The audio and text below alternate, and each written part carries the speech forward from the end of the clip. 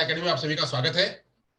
मैं संतोष सर आपके बीच specially abled learner का पार्ट 2 विशेष आवश्यकता वाले बच्चे भाग दो मतलब उसमें से जो बच्चे हुए अभी हमने आरपीडब्ल्यूडी एक्ट 2016 में के तहत जो 21 प्रकार की दिव्यांगता है उसमें से मैंने 4 दिव्यांगताओं का वर्णन कर दिया हुआ था। उसके बाद की जो बाकी दिव्यांगता है उनकी चर्चा हमको करनी है। तो क्या स्ट्रीमिंग हो कि आप लोग यही पढ़ेंगे? मैं स्ट्रीमिंग कर दूं या आप लोग यही पढ़ेंगे? मैं स्ट्रीमिंग कर दूं या आप लोग यही पढ़ेंगे? जवाब दीजिए।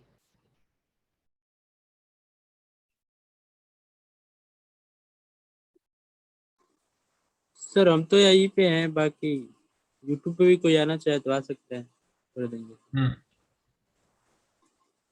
कर दें स्ट्रीमिंग? Yes sir. चलिए, अभी आधा करा हुआ तो आधे के लिए छोड़े नहीं, करते हैं, शुरू कर देते हैं, उसके लिए भी स्ट्रीमिंग भी कर देते हैं ताकि वहां भी कोई आना चाहे तो आ जाए।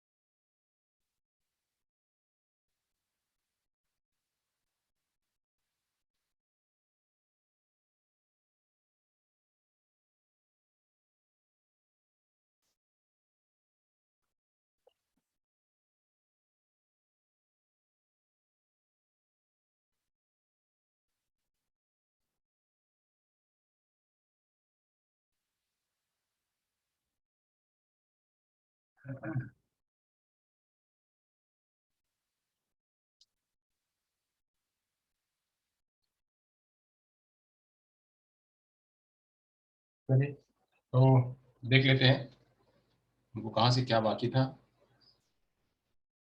हमने इसके पहले क्या क्या पढ़ लिया है? लोकोमोटर पढ़ लिया, लेप्रोसी क्योर पढ़ लिया और सेरेब्रल पॉलिसी, 3 हमने पढ़े हुए हैं।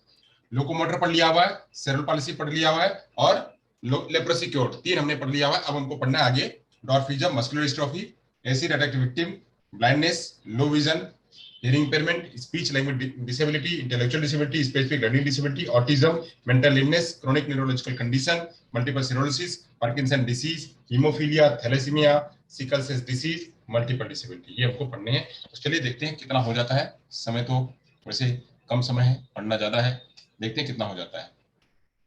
चलिए तो शुरू करते हैं।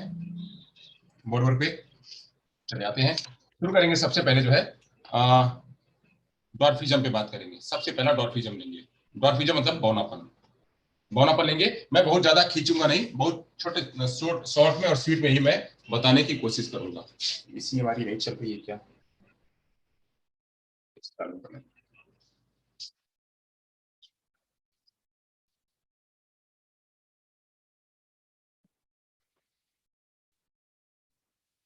जी इसी शुरू करते हैं।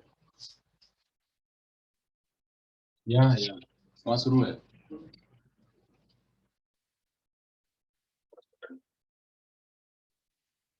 Red red red red down दो बस।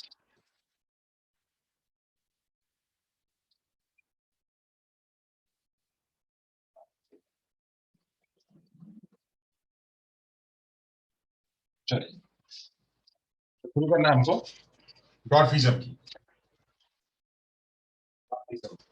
बौनापन,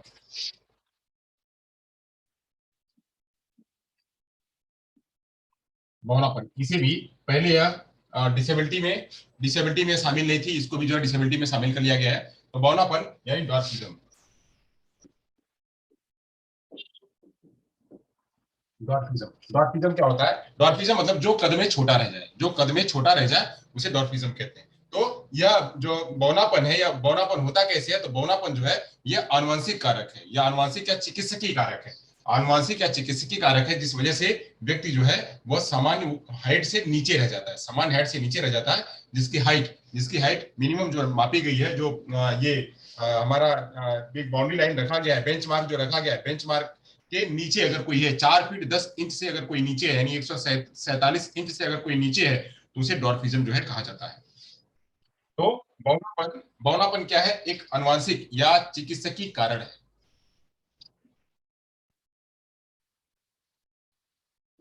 बौनापन एक आनुवंशिक एवं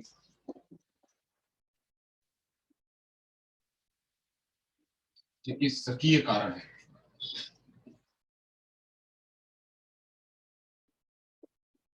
आनुवंशिक एवं चिकित्सकीय कारण है।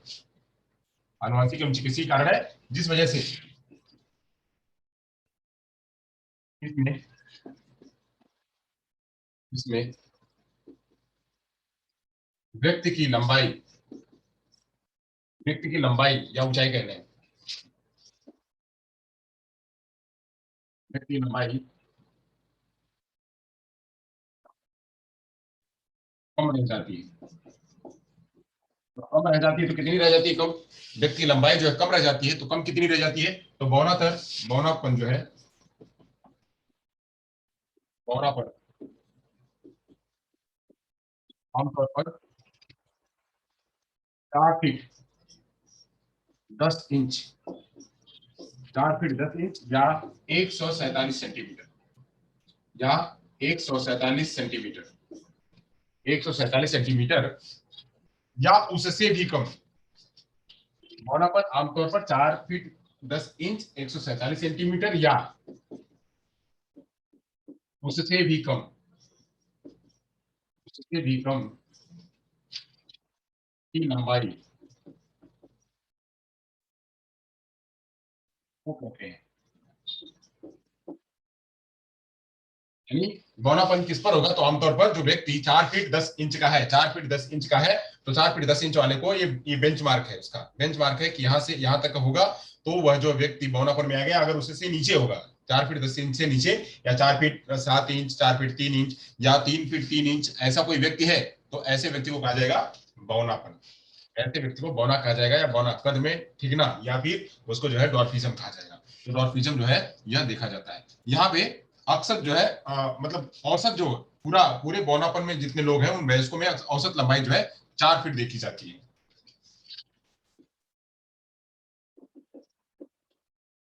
बौनापन की औसत लंबाई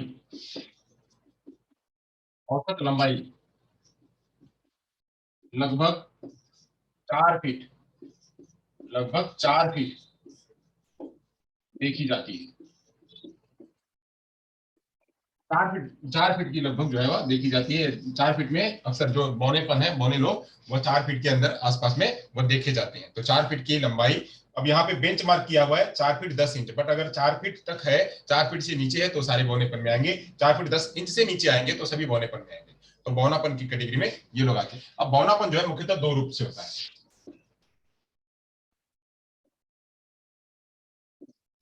बौनापन मुख्यतः 2 प्रकार का होता है।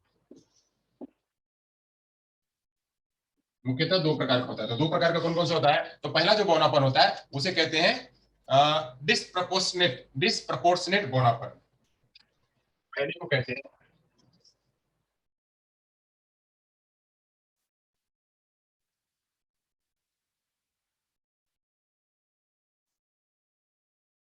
डिस्प्रपोर्शनेट डॉर्फिज्म। इसे कहते हैं डिस्प्रपोर्शनेट डॉर्फिज्म। अब डिस्प्रपोर्शनेट डॉर्फिज्म में क्या होता है? जो डिस्प्रपोर्शनेट जो डॉर्फिज्म है, इसमें यहाँ पे शरीर का आकार असमान और इसके कुछ हिस्से छोटे होते हैं। शरीर का आकार जो है वो असमान होता है, यानी एक जैसा नहीं होता, असमान होता है। कहीं जो है हाथ बड़ा हो गया, पैर बड़ा हो गया, या जो है वो ये बड़ा हो गया, इधर बड़ा, कुछ ना कुछ जो असमान दिखाई पड़ता है, एक जैसा नहीं दिखाई पड़ता है। तो असमान होता है और कुछ हिस्से जो उसके छोटे दिखाई पड़ते हैं। शरीर का आकार, इसमें ये लिख देते हैं, शरीर का आकार असमान एवं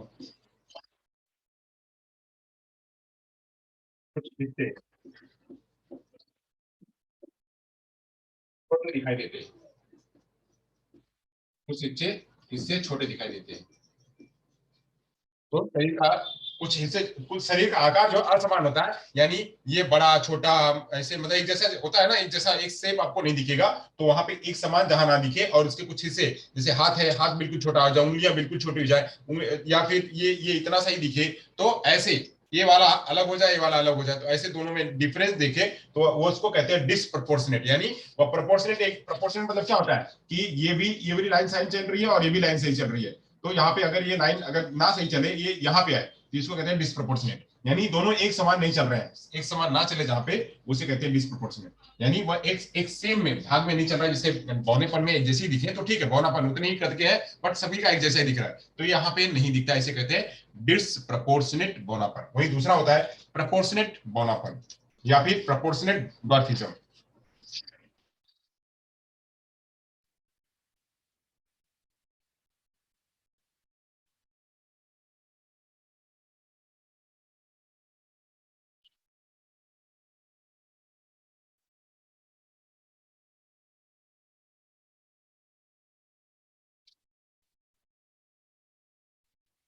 प्रोपोर्शनेट डॉर्फिज्म, प्रोपोर्शनेट डॉर्फिज्म में क्या होता है, यहाँ पे जो है, यहाँ यहाँ पे शरीर के सभी हिस्से एक ही बराबर होते हैं बट छोटे होते हैं, एक ही बराबर होते हैं बट छोटे होते हैं। शरीर के सभी हिस्से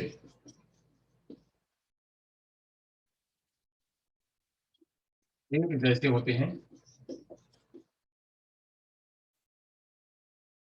परंतु छोटे होते हैं, परंतु छोटे होते हैं। यहाँ पे इसको कहते हैं प्रोपोर्शनेट। यानी अगर कोई डॉर्फिज्म है, यहाँ पे कोई डॉर्फिज्म व्यक्ति है, ये डॉर्फिज्म व्यक्ति, इसके जो हिस्से होंगे यह सभी हिस्से एक जैसे दिखेंगे, वो छोटा दिखेगा, छोटा दिखेगा, तो और जो है उसे कहते हैं डॉर्फिज्म। या कौन सा डॉर्फिज्म, तो प्रोपोर्शनेट डॉर्फिज्म। अब इसमें जो है, इसमें कौन कौन से जो है वायरस, ये किसकी वजह से होता है, किसकी वजह से होता है, कहाँ पे ये मतलब जो आनुवंशिक, मैंने कहा था यहाँ पे कैसा होता है, तो ये आनुवंशिक होता है। तो आनुवंशिक होता है तो इसमें किस वजह से होता है, आनुवंशिक होने का कारण क्या होता है, ये आनुवंशिक होता है तो आनुवंशिक में क्या दिखाई पड़ता है, तो दिखाई पड़ता है इसमें जो है, इसको कहते हैं एकेंड्रोप्लाजिया। एकेंड्रोप्लाजिया, ये तो मैंने बता दिया प्रकार। अब प्रकार के बाद बताता हूँ कि यह होता क्यों, तो कौन कौन से सिंड्रोम की वजह से होता है। तो यहाँ पे एक को कहते हैं एकांड्रोप्लाजिया,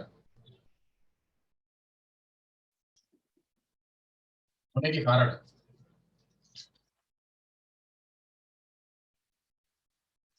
कारण क्या होगा, तो कारण होगा, इसका कारण है एकेंड्रोप्लाजिया। 80% बौने जो है वह इसी में पाए जाते हैं, एकेंड्रोप्लाजिया।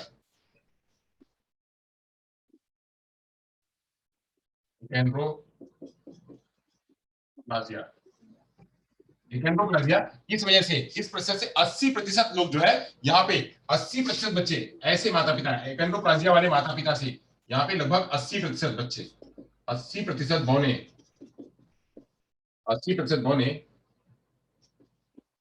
जिनके माता पिता,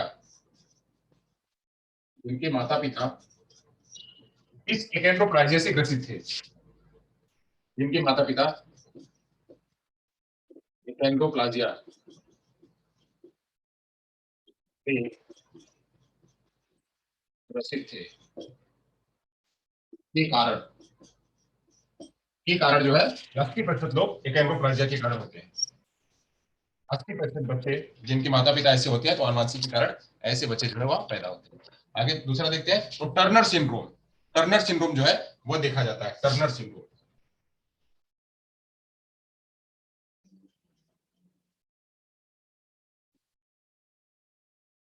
टर्नर सिंड्रोम, तो टर्नर सिंड्रोम जो है मेनली मेनली जो है वह लड़कियों में, ऐसी स्थिति केवल लड़कियों और महिलाओं को प्रभावित करती है। टर्नर सिंड्रोम जो है वो लड़कियों और महिलाओं को प्रभावित करती है, लड़कियों और महिलाओं को प्रभावित करती है टर्नर सिंड्रोम। तो यानी एक कारण हो गया क्या, एकेंड्रोप्लाजिया, और दूसरा हो गया टर्नर सिंड्रोम, दूसरा हो गया टर्नर सिंड्रोम। और तीसरा कारण है, तीसरा कारण क्या है, तीसरा कारण है हार्मोन्स की कमी, ग्रोथ हार्मोन्स की कमी। जो ग्रोथ हार्मोन्स है, जो ग्रोथ हार्मोन्स है उनकी कमी, ग्रोथ हार्मोन्स की कमी के कारण भी यह ऐसा होता है। तो ग्रोथ हार्मोन्स जिसकी वजह से, ग्रोथ हार्मोन्स जो होने चाहिए, जो वृद्धि बढ़ाने के लिए हार्मोन्स होते हैं, वह हार्मोन्स के कारण भी ऐसा होता है। तो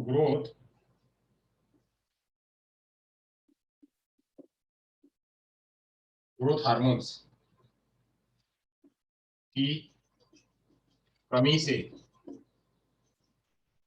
पौनापन होता है एवं हड्डियां विकसित नहीं होती है, हड्डियां विकसित नहीं होती है,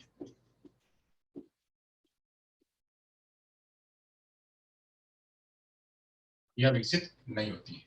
तो ये भी क्या है, जैसे कारण है। तो ये इतना मेन कारक था, मैंने आपको बताया क्या, बौनापन। तो बौनापन एक आनुवंशिक कारक है, एक आनुवंशिक बीमारी है या एक आनुवंशिक लक्षण है, आनुवंशिक की वजह से होता है, चिकित्सक की वजह से होता है। तो इसमें कैसे कैसे हो सकता है, इसके कारण तीन है कि या तो एक एंड्रोप्लाजिया हो जो कि उनकी माता पिता में देखने को होता है, उसी माता पिता की वजह से वो ट्रांसफर हो रहा है जीन में, तो वो बच्चे भी बौनापन ही हो रहा है। 80% लोग ऐसे ही होते हैं, 80% ऐसे ही पैदा होते हैं जो है। 20% या उससे 20% में जो है वह यहाँ पे ग्रोथ हार्मोन्स की कमी की वजह से ऐसा हो सकता है कि ग्रोथ हार्मोन्स बच्चे में विकसित ना हो, इसलिए वो छोटा रह गया। बाकी सारे तो बड़े हैं बट वो छोटा रह गया, मम्मी पापा भी बड़े बड़े हैं, वो छोटा रह गया। वो छोटा रह गया क्यों? क्योंकि इसकी ग्रोथ हार्मोन जो है वह नहीं पूरी हुई है। वही हो सकता है कि टर्नर सिंड्रोम हो जो महिलाओं में देखने को मिलता है, तो महिलाएं जो है वह महिलाएं, उनमें यह सिंड्रोम पाया गया, तो इस वजह से वह जो है वो छोटे रह गए। ये तीन कारण जो हो सकते हैं। अब इसमें दो प्रकार का होता है, जो ये बौनापन है वो दो प्रकार का होता है। एक होता है डिस्प्रोपोर्शनेट डॉर्फिज्म और एक प्रोपोर्शनेट डॉर्फिज्म। तो डिस्प्रोपोर्शनेट डॉर्फिज्म जो होता है उसमें अंग जो है असमान होते हैं, अंग असमान होते हैं। यहाँ पे हाथ कोई छोटा हो जाएगा, बड़ा हो जाएगा, कोई टेढ़ा होगा, कहीं निकला होगा, तो इस तरह से जो है डिस्प्रोपोर्शनेट उसे कहते हैं, असमान। वही प्रोपोर्शनेट जो है वो समान होता है। इसमें जो हाथ पैर है, जो शरीर के सारे अंग है, जैसे दाया हाथ वैसे बाया होता होगा, जैसे दाया पैर वैसे बाया पैर होगा, जैसे बाया पैर वैसे दाया पैर होगा, तो ऐसे सारे भाग जो है वो एक जैसे ही दिखाई पड़ते हैं, कहीं ऊपर नीचे नहीं दिखाई पड़ता है। तो इसको कहते हैं प्रोपोर्शनेट, बट उनकी हाइट जो है वो छोटी रहती है। तो हाइट मेनली 4 फुट 10 इंच रखी गई है।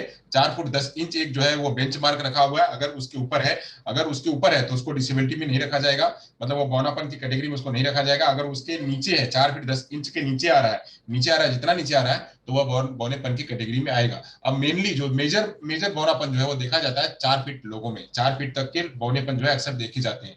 उससे नीचे भी लोग होते हैं, तो वह उनके नीचे जितना भी आएगा वह कैटेगरी में आएगा। उसे उसे कहेंगे कि अपने जैसे उसमें हियरिंग इम्पेयरमेंट कहते हैं कि नॉर्मल हुआ, माइल्ड हुआ, मॉडरेट हुआ, मॉडरेटली सीवियर हुआ, सीवियर हुआ, प्रोफाउंड हुआ, तो ऐसी उनकी भी कैटेगरी जो है उसी हिसाब से काउंट करी जाती है कि औसत, उससे नीचे, औसत से नीचे, माइल्ड, ऐसे जो है उसमें भी काउंट करी जाती है। तो ये सब पूरा आरसीआई ने पूरा इसका मैनुअल बना रखा है, जो कि मिनिस्ट्री ऑफ हेल्थ को दे रखा है कि आपके यहाँ अगर कोई ऐसा आया और डिसेबिलिटी की सर्टिफिकेट की मांग करे तो आप उसके नियम के आधार पर दे सकते हैं। तो पूरा डिसेबिलिटी का मेजर कैसे करना, वो मेजर का पूरा मैनुअल बना हुआ है। हम उसको देख करके उसका अध्ययन कर सकते हैं। चलिए, हमको खाली मेनली इतना ही जानना था कि बौनापन होता क्या है और बौनेपन में क्या क्या देखने को मिलता है, क्योंकि हमारे डिसेबिलिटी में है ये, इसलिए हमने इसको चर्चा करी। अब हम इसके आगे चलेंगे, बात करेंगे जो है, इसके आगे चलेंगे, बात करेंगे मस्कुलर डिस्ट्रॉफी की। मस्कुलर डिस्ट्रॉफी यह भी फिजिकल डिसेबिलिटी के तहत आता है। जो अभी हम बात कर रहे हैं सब फिजिकल डिसेबिलिटी की बात कर रहे हैं। फिजिकल डिसेबिलिटी के तहत कुल 10 प्रकार की दिव्यांगता आती है। फिजिकल डिसेबिलिटी के तहत कुल 10 प्रकार की दिव्यांगता आती है। उस 10 प्रकार की दिव्यांगता में से कल हमने 3 पढ़ लिया हुआ था। Locomotor disability, cerebral palsy, locomotor disability, cerebral palsy और एक लेप्रोसी क्योर, ये हमने पढ़ लिया हुआ था। अब हमको आज आज हमने डॉर्फिज्म भी पढ़ लिया। अब हम इसके बाद बात करेंगे पांचवा जो है वह मस्कुलर डिस्ट्रॉफी या एमडी। मस्कुलर डिस्ट्रॉफी या एमडी, एमडी के बारे में पढ़ते हैं। इसको कहते हैं पेशी दुर्बलता या पेशी दुर्विकास। पेशी दुर्बलता या पेशी दुर्विकास।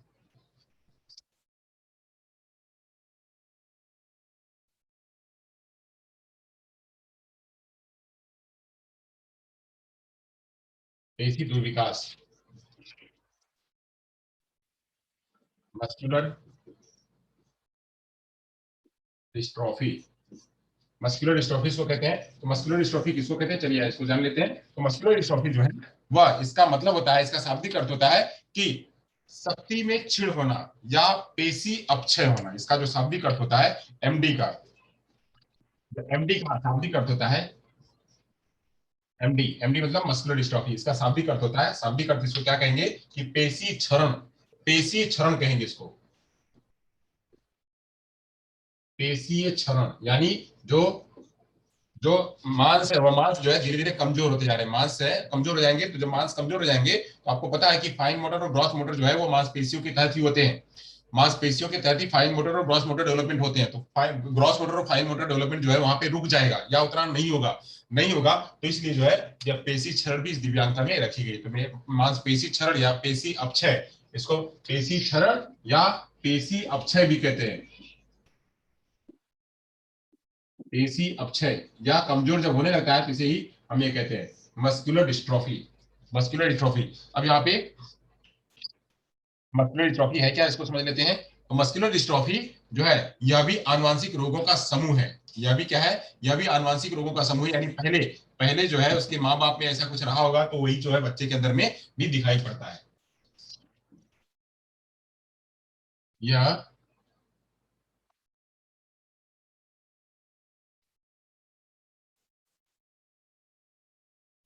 आनुवंशिक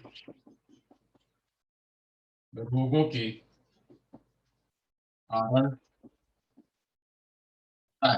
मांसपेशी क्षरण जो है यह आनुवंशिक रोगों के कारण जो है यह होता है, इसलिए इसमें जो है कमी आ जाती है। अब यह कमी होने की वजह से गति को नियंत्रण करने वाली, इस कमी की में गति को नियंत्रण करने वाले, गति को नियंत्रण करने वाले, गति को नियंत्रण करने वाले जो कंकाली पेशियां, स्केलेटल मसल्स होती हैं,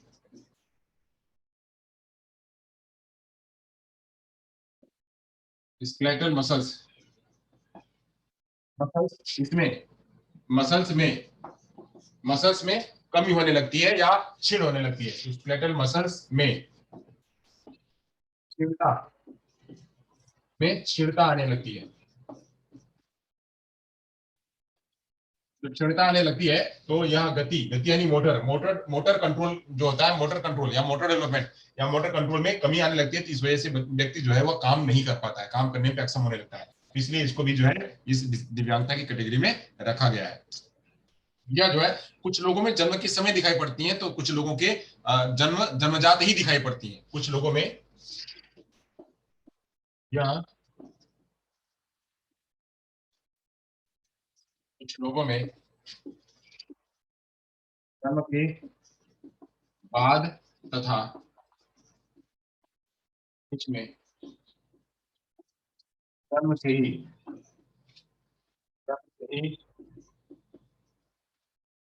दिखाई पड़ते हैं, जन्म से दिखाई पड़ते हैं। ये भी जो है ये दिखाई पड़ता है। अब यहाँ पे जो है ये दो प्रकार के होते हैं। इसमें इसको कहा गया है, एक को कहा गया बेकर एमडी, एक को कहा गया है बेकर एमडी यानी muscular dystrophy, baker muscular dystrophy, baker muscular dystrophy, baker muscular dystrophy. Baker muscular dystrophy जो है इसमें यह पेशी दुष्पोषण, या इसे क्या कहते हैं, इसे कहते हैं पेशी दुष्पोषण। इसमें पेशियों का पेशियों का पूर्ण विकास नहीं होता है। बेकर मस्कुलर डिस्ट्रॉफी में पूर्ण विकास नहीं होता है। या किशोरावस्था, यह जो है किशोरावस्था में जाकर के विकसित होते हैं। यह किशोरावस्था में दिखाई देते हैं, ये किशोरावस्था में दिखाई देते हैं। वहां पे जाकर के जब ये होता है कि चलो अब आगे जाकर के विकास होगा, बट वहां भी जाकर के विकसित नहीं होता है। किशोरावस्था में बेचारे पतले के पतले ही रह जाते हैं, वहां पे यह विकसित हो जाता है। अब आगे चलते हैं, ये हो गया बेकर। वही एमडी, एमडी देखते हैं। एमडी जो दूसरा ऑलरेडी डचन एमडी, इसे कहते हैं डचन एमडी, इसे कहते हैं Duchenne MD, Duchenne muscular dystrophy.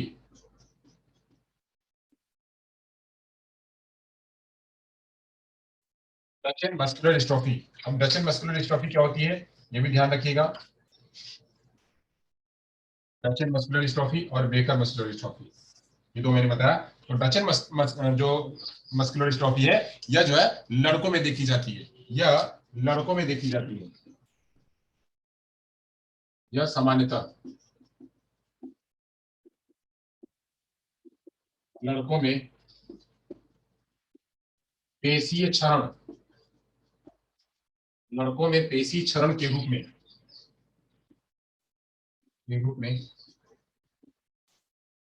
दिखाई देती है, पेशी क्षरण के रूप में दिखाई देती है। यहाँ पे जो है ये, यहाँ पे इसके जो जीन है, जीन उसको प्रोटीन नहीं दे पाते हैं, जीन प्रोटीन नहीं दे पाते हैं। बच्चे के मांसपेशी विकास होने के लिए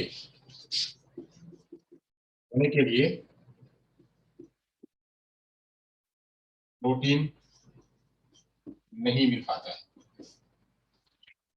प्रोटीन नहीं मिल पाता है, जिस वजह से डचेन मस्कुलर डिस्ट्रोफी होती है, डचेन डिस्ट्रोफी होती है। तीसरा, एक हो गया बेकर, दूसरा हो गया डचेन, तीसरी की बात करते हैं मायोटोनिक, मायोटोनिक मस्कुलर डिस्ट्रोफी।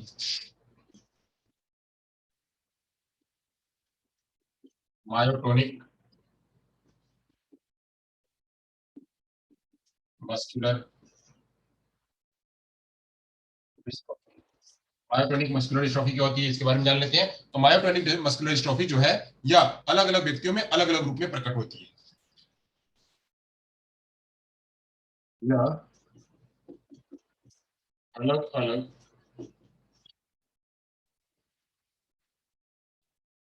व्यक्तियों में अलग अलग रूप से दिखाई पड़ती है, अलग अलग व्यक्तियों में अलग अलग रूप से दिखाई देती है। ये होती है क्या, इसे कहते हैं मस्कुलर डिस्ट्रोफी। अब यहाँ पे बट कहीं इसका असर जो है वह अस्थिर पैर, इसका असर अस्थिर पैर, हृदय की धड़कन में कमी, हृदय की गति में कमी, हृदय की गति में कमी, मोतियाबिंद, मोतियाबिंद आदि, और जैसे और भी कारक है आदि के रूप में अलग अलग दिखाई देते हैं। इसे कहते हैं क्या, मस्कुलर डिस्ट्रोफी। तो मस्कुलर डिस्ट्रोफी क्या है, बेसिकली अब हम इसको समझे तो बेसिकली क्या है मस्कुलर डिस्ट्रोफी, एक पेशी क्षरण है। क्या है, पेशी क्षरण है मस्कुलर डिस्ट्रोफी। अब इसमें होता क्या है, तो इसमें जो है मांसपेशियां धीरे धीरे कमजोर होने लगती है, क्षण होने लगती है। यानी अगर हम पतले हैं तो पतला है तो ये क्या होगा, ये धीरे धीरे हाथ जो है पतला होता जाएगा, पतला होता है, इतना मोटा है तो हाथ पतला होता जाएगा। जब पतला होता जाएगा बिल्कुल, तो वहां से उससे उठेगा, वस्तु उठेगी नहीं और वह काम नहीं कर पाएगा। तो या पैर है वो कमजोर हो जाएगा, या हाथ जो है रीढ़ है वो कमजोर, कहीं भी ये कमजोर होने के लक्षण दिखाई पड़ते हैं। अब ये जो है यह जन्म के बीच के समय भी हो सकते हैं, जन्म के बाद भी हो सकते हैं। यह भी जो है अनुवांशिक रोगों के कारण ही होता है, अनुवांशिक रोगों के कारण होता है। अब इसमें बात करा जाता है कि कितने प्रकार का होता है, तो ये तीन रूपों में देखा जाता है, बेकर के रूप में, डचेन के रूप में और मायोटोनिक के रूप में। तो बेकर जो है वह इसमें मांसपेशियां पूर्ण रूप से विकसित नहीं होती हैं, इसमें मांसपेशियां पूर्ण रूप से विकसित होती है किशोरावस्था में जो है जाकर के दिखाई पड़ती है। डचन जो है, ये डचन लड़कों में मांसपेशी क्षरण के रूप में डचन जो है वो देखा जाता है। और यहाँ पे बच्चों का जो विकास है वह प्रोटीन या जीन जीन जो है वो प्रोटीन नहीं बना दे पाते हैं। तो जीन दोष के अंदर होते हैं वो जीन जो है प्रोटीन बनाने में मदद नहीं करते हैं। और जो मायोटोनिक मस्कुलर डिस्ट्रोफी क्या होता है, ये अलग अलग लोगों में अलग अलग रूप में दिखाई पड़ता है। तो इसके लक्षण क्या हो सकते हैं, जिसके लक्षण हो सकते हैं मोतियाबिंद, इसका लक्षण हो सकता है, मतलब देखने को क्या मिल सकता है, तो अस्थिर पैर हो सकता है। यहाँ पे जो है वह कदम चलने में उनकी गति में जो है वहां डिफरेंस देखने को मिल सकता है, ये सब चीजें जो है वह देखने को मिल सकता है। तो यह पेशी पेशी क्षरण के बारे में हमने यहाँ पे आपको मैंने चर्चा करी, बताया। आगे चलते हैं, बात करते हैं एसिड अटैक विक्टिम की। पे जो है वह एसिड अटैक विक्टिम, जो कि अभी फिजिकल डिसेबिलिटी के ही तहत आता है, एसिड अटैक विक्टिम।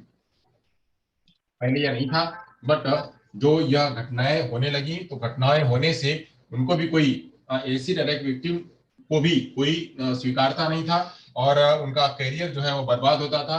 इसलिए अब उनका भी काफी क्षरण होता था। ऐसा नहीं कि उनके करियर बर्बाद होने की वजह से, उनका नुकसान काफी होता था। वो जो है वह जहां जहां वो एसिड होता था, वह एसिड की वजह से वहां मवाद आने लगते थे, पूरा शरीर जो है वहां उतनी जगह का पूरा गल जाता था, तो कार्य करने में अक्षम हो जाते थे। इसलिए उनको भी जो है इस कैटेगरी में रखा गया। और एसिड अटैक विक्टिम को भी, यानी कि थोड़ी सी एसिड गिरी है तो आप उसके विक्टिम माने जाओगे, या वो डिसेबिलिटी की कैटेगरी में आपको सर्टिफिकेट बनेगा, नहीं, उसका भी कैटेगरी मानक तैयार किया गया है कि आप किस रूप में आएंगे, कि बेंचमार्क में आएंगे और बेंचमार्क से ऊपर जाएंगे, ये भी जो है वहां वह देखा जाता है।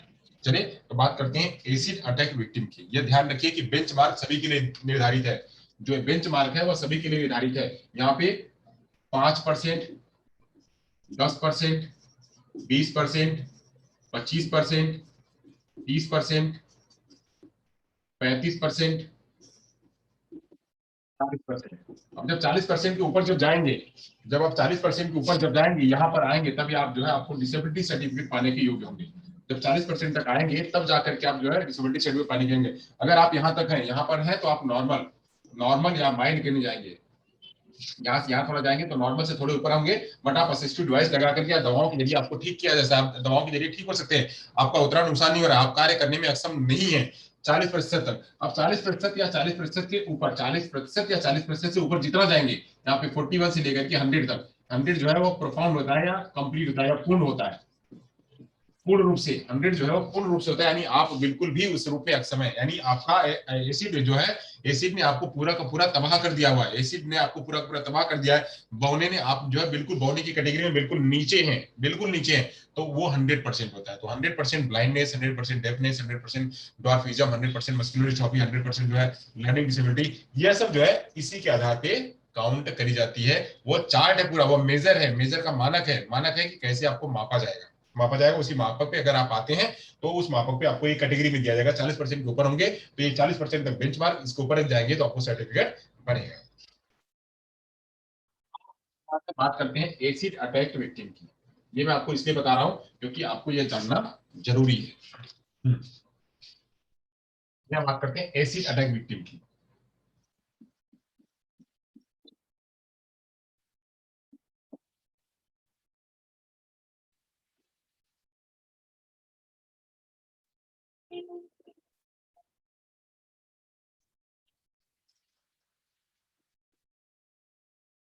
Acid attack victim, acid attack victim, acid attack victim जो है, इसके बारे में समझते हैं। तो यहाँ पे क्या है, यहाँ पे जब यह तेजाब पड़ता है, तेजाब पड़ने से उस जगह पर जो है जहां पे पड़ता है, वहां पे पूरा का पूरा क्या होता है, वह गलने लगता है। तेजाब की वजह से वहां क्षति हो जाती है। जहां भी तेजाब पड़े, चाहे आंख पर पड़े, मुंह पर पड़े, हाथ पर पड़े, जहां भी पड़े, तो वो उस जगह पे फेंकने पर उस जगह का पूरा जो अंग है वो गल जाता है।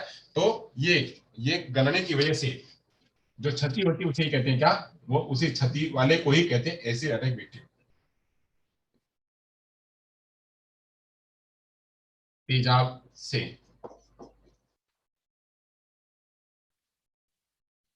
होने वाली ही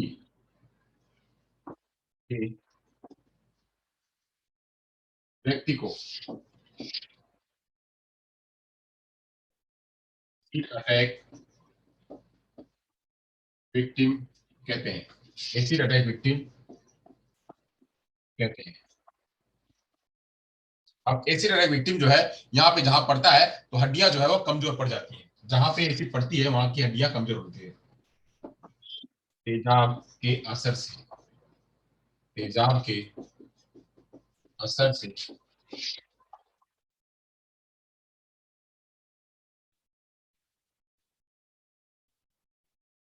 हड्डियां कमजोर होने लगती है।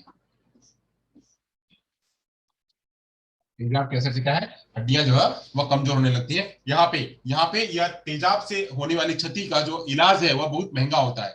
जो इलाज है वह बहुत महंगा होता है, उसको कई बार सर्जरी करानी पड़ती है, तो इसकी सर्जरी जो है वो बहुत महंगी पड़ती है। तेजाब के बाद,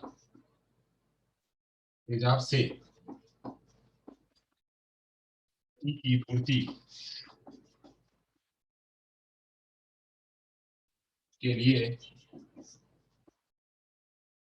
सर्जरी काफी महंगी होती है।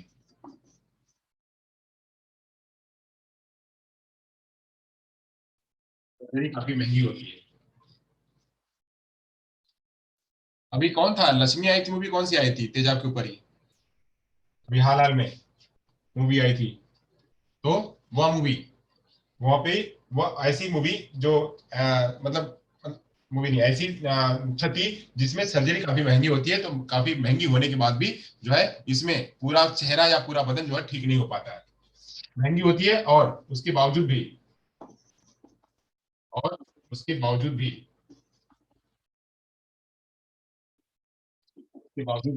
चेहरा या बदन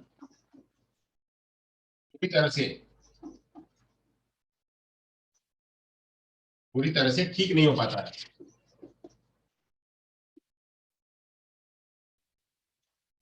पूरी तरह से ठीक नहीं हो पाता है।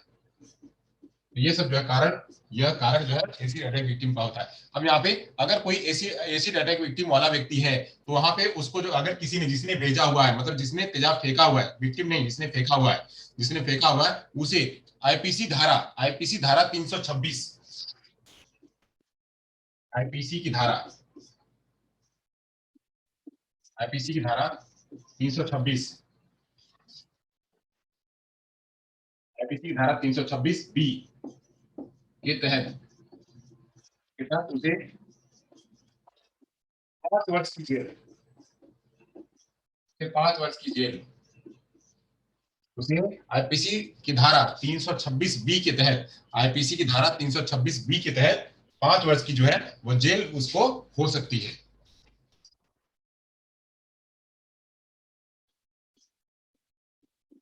यह एक संगीन अपराध भी माना जाता है, यह एक संगीन अपराध, मतलब तेजाब फेंकना एक संगीन अपराध माना जाता है।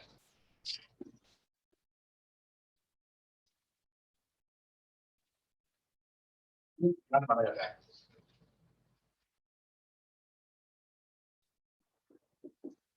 तेजाब फेंकने वाले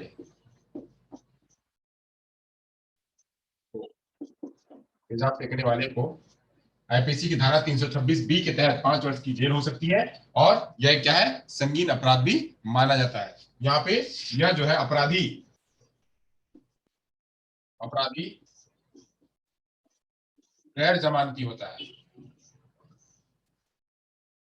गैर जमानती होता है, गैर जमानती होता है, और गैर जमानती होता है, तो यहाँ पे बात क्या है, फिर उसके बाद अगर उसका जो है वो साबित हो गया, तो उस व्यक्ति को क्या है, 5 वर्ष की जेल जो है हो सकती है। 5 वर्ष तक का जेल, जब तक वो नहीं काटेगा तब तक उसकी जमानत नहीं होगी, तब तक वो ही रहेगा। अकीरा, हाँ, अकीरा, सही बात है। अकीरा मूवी जो है वहां पे आई हुई थी, किसने दिया हुआ था, किसने किसने बनाई हुई थी, किसके ऊपर बनी हुई थी, किसने बनाया था अकीरा की मूवी।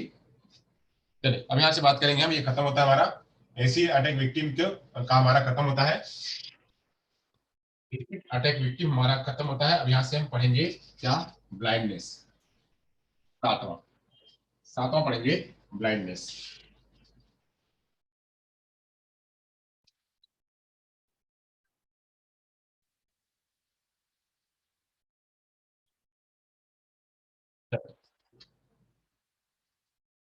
तो पढ़ेंगे यहाँ से ब्लाइंडनेस, अंधता। अब हमारा फिजिकल डिसेबिलिटी का सातवां वाला पार्ट है, वह सातवां वाला, वो से कहेंगे अंधता, वो अंधता है, अंधता पढ़ेंगे, अंधता, अंधता, ब्लाइंडनेस, अंधता, ब्लाइंडनेस या विजुअली इंपेयरमेंट, अंधता, ब्लाइंडनेस या विजुअली इंपेयरमेंट।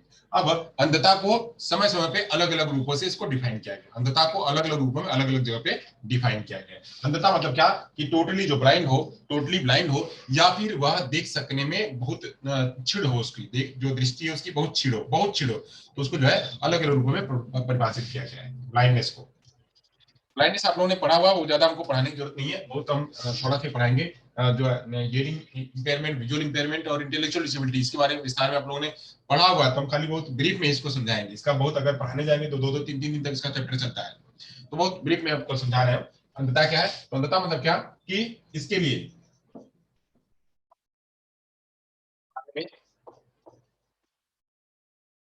अलग अलग लोगों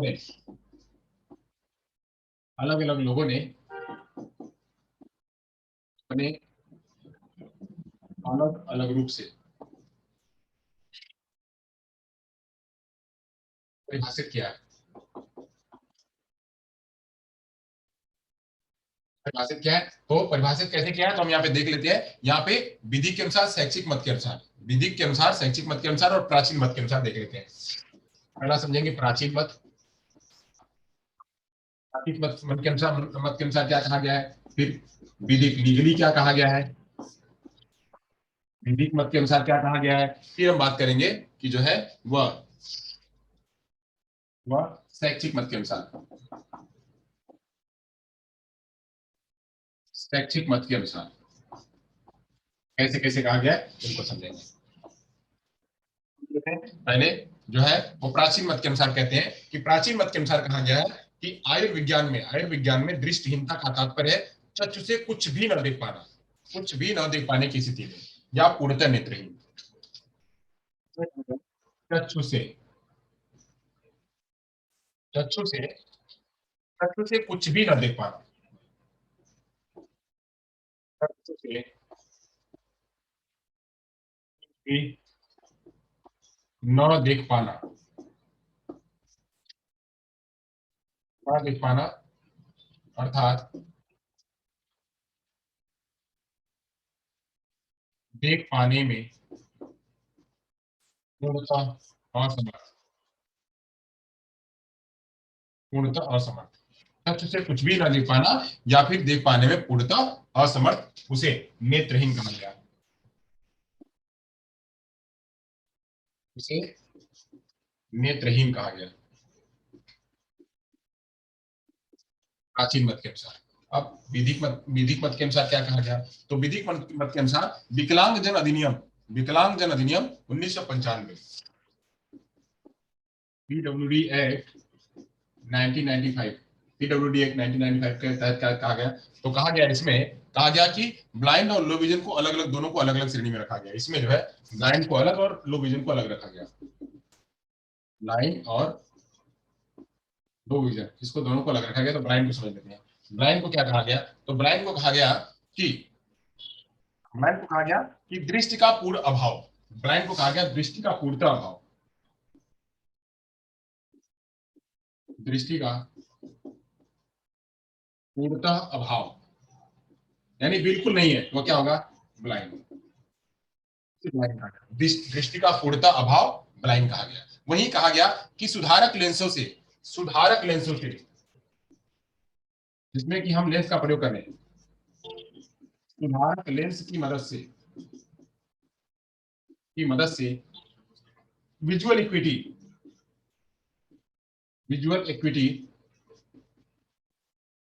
इक्विटी जो है वह विजुअल इक्विटी उसकी क्या हो, 6/60 हो, 6/60 हो अथवा 20/200 हो, 6/60 हो अथवा 20/200। इसका मतलब क्या कि एक व्यक्ति 6 फीट से वही नहीं देख पाता है, 6 फीट से वही नहीं देख पाता, वहीं दूसरा व्यक्ति जो सामान्य व्यक्ति है वह 60 फीट से उसी चीज को देख पा रहा है।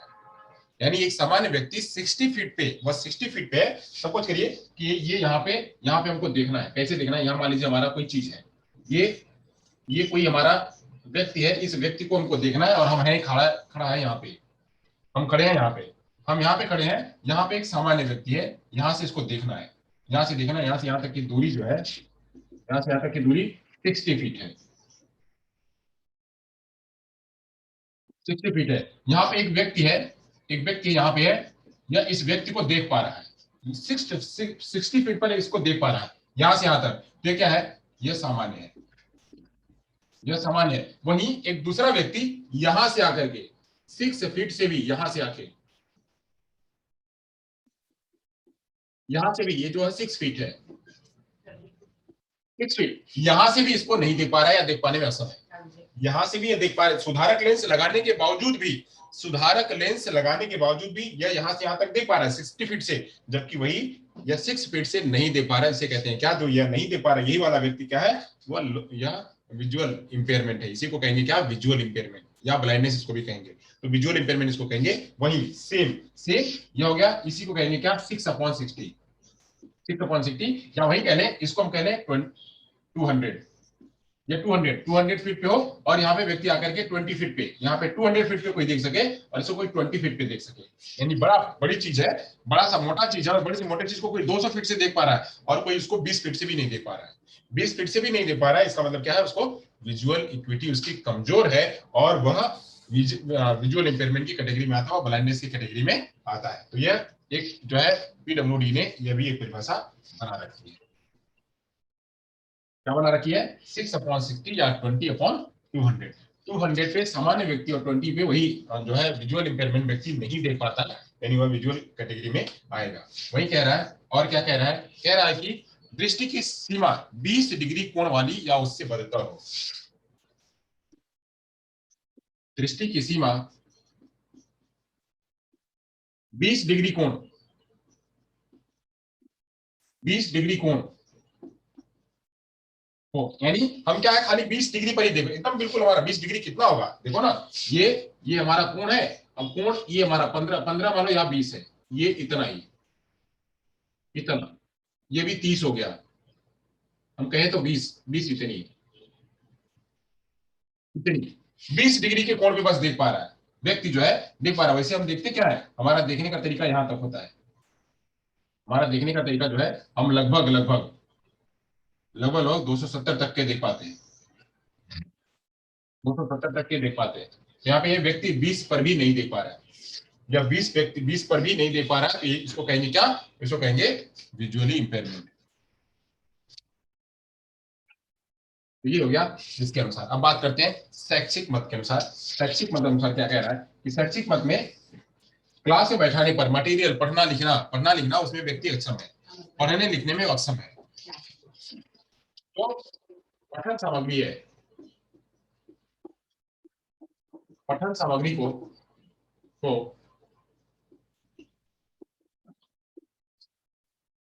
लेंस की मदद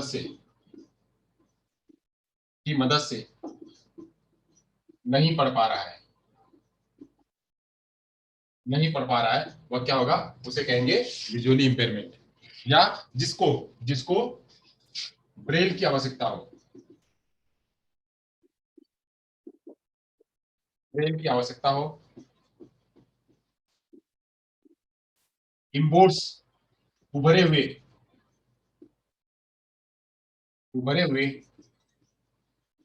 चित्रों की आवश्यकता हो,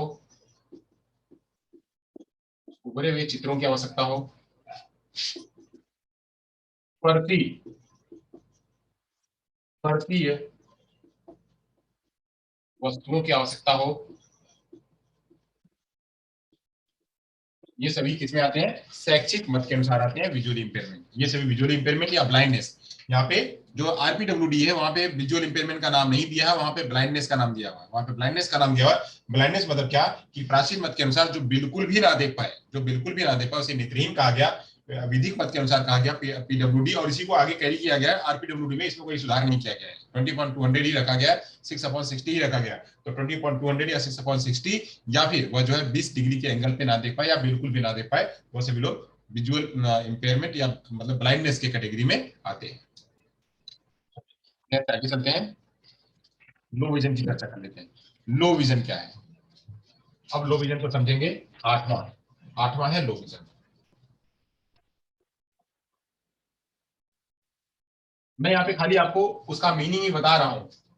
अब इनके लिए पुनर्वसन क्या है? इनके लिए बड़े बड़े जो है वो लार्ज प्रिंटेड मटेरियल होंगे पढ़ने के लिए, और इनको जो है क्लास में आगे बैठाना पड़ेगा इंक्लूसिव एजुकेशन में। इनके लिए जो है वो उभार वाले चित्रों की जरूरत पड़ेगी, ब्रेल की जरूरत पड़ेगी, और बेकर्स की जरूरत पड़ेगी, टाइलर की जरूरत पड़ेगी।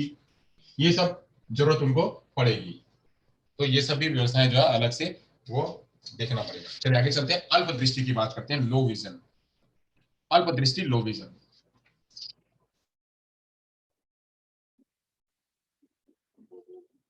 अल्प दृष्टि लो विजन, अल्प दृष्टि या लो विजन। अल्प दृष्टि लो विजन की चर्चा कर लेते हैं। तो लो विजन क्या है? यहाँ पे लो विजन क्या है कि अल्प दृष्टि या लो विजन क्रियात्मक दृष्टि की क्षति से, क्रियात्मक दृष्टि की क्षति से देखा जाता है, यानी देखने में क्रियात्मकता,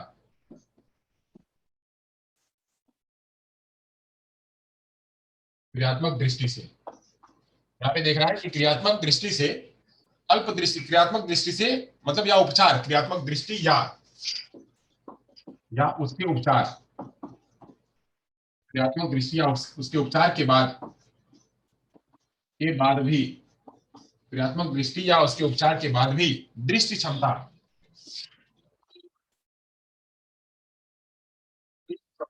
दृष्टि क्षमता जो है 6/18 हो, 6/18 हो या उससे कम हो, उससे कम हो। 6/18 मतलब क्या कि एक तिहाई, क्या एक तिहाई, एक तिहाई भाग, यानी ये यहाँ पे इसका क्या कहेंगे, यहाँ पे ये भाग है, हम इसके 3 भाग कर लें, इसके 3 भाग कर लें। यहाँ पे ये वाला जो भाग है,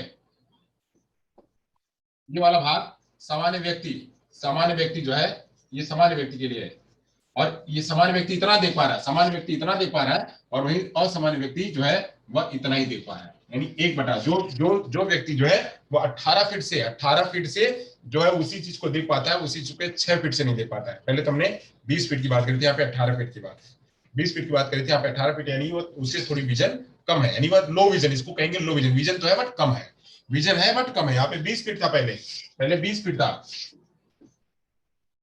नहीं 60 था, 6/60 था, 6/60 था, यहाँ पे 6/60 था, यानी 60 फीट पे या 6 फीट है। अभी यहाँ पे क्या कर दिया है, 18 फीट कर दिया, 18 फीट पे, यानी विजन है 18 फीट से कोई सामान्य व्यक्ति है, और इसको 6 फीट पे वो कोई भी वही नहीं दिखा रहा है, यानी इसकी क्या है, यहाँ पे जो इसका रेशियो है वो क्या है, 1/3 का है। वही यहाँ पे क्या था, 6/60, यानी यहाँ पे क्या था, 1/10 का था, 1/10 का था, यानी यहाँ पे 1/10 खाली एक हिस्सा दिखाई पड़ रहा है, 10वें का एक हिस्सा दिखाई पड़ रहा है, या तीसरे का एक हिस्सा दिखाई पड़ रहा है, यानी यहाँ पे इसकी विजन क्या है, ये विजन इससे अपेक्षा ज्यादा है, इसीलिए इसको क्या क्या कहा गया, इसको ब्लाइंडनेस की कैटेगरी में रखा गया, इसको ब्लाइंडनेस की कैटेगरी में रखा, और इसको लो विजन की कैटेगरी में रखा गया।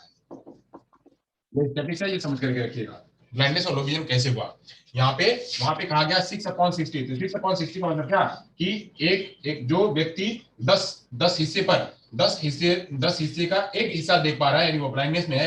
यहाँ पे 3 हिस्से का मात्र एक ही हिस्से पर वो देख पा रहा है, यानी इसे कहेंगे लो विजन। लो विजन जो है ऑपरेशन के बाद भी और उपचारों के बाद भी, फिर भी वह जो है 18 फीट की जगह पे 6 फीट पर ही देख पा रहा है, तो वह व्यक्ति जो होगा उसे कहेंगे क्या, दृष्टि, अल्प दृष्टि, उसे कहेंगे अल्प दृष्टि। कम हो उसे अल्प दृष्टि,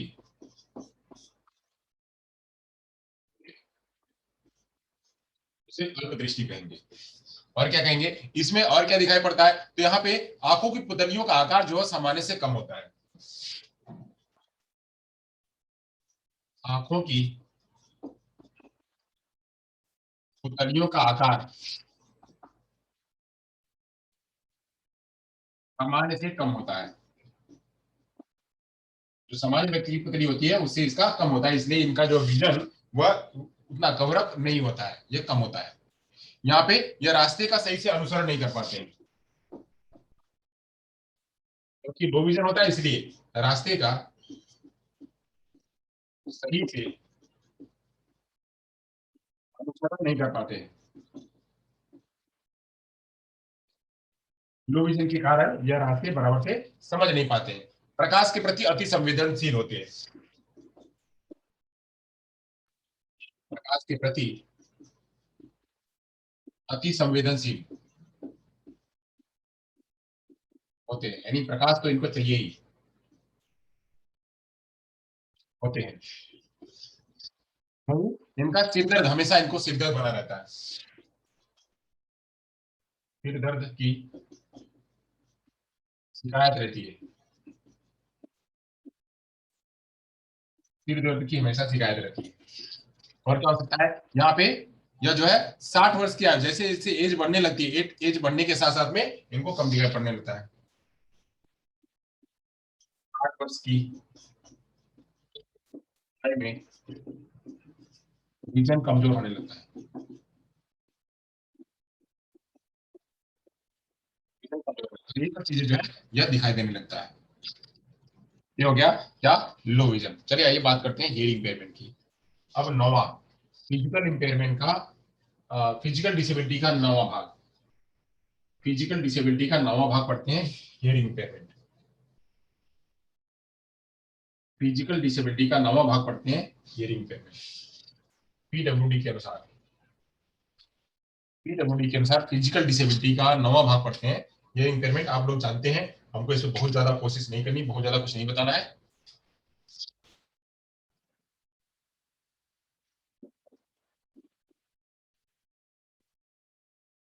बाधिता,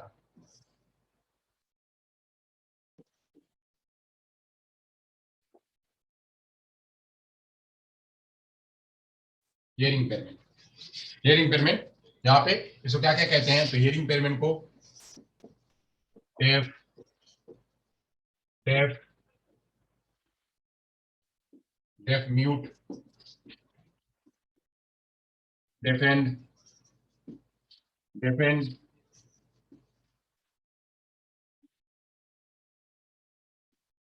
हियरिंग इम्पेयरमेंट,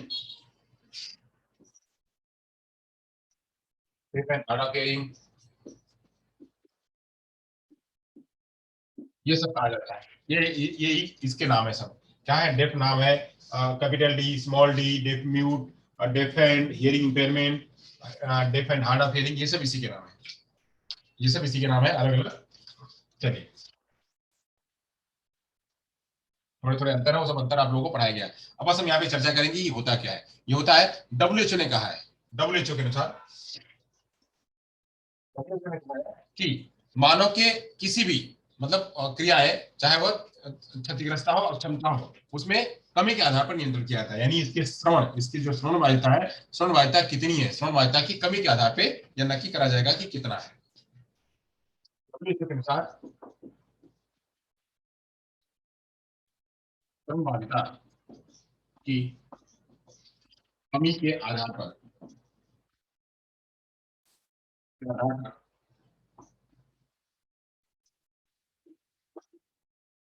सुनिश्चित किया जाएगा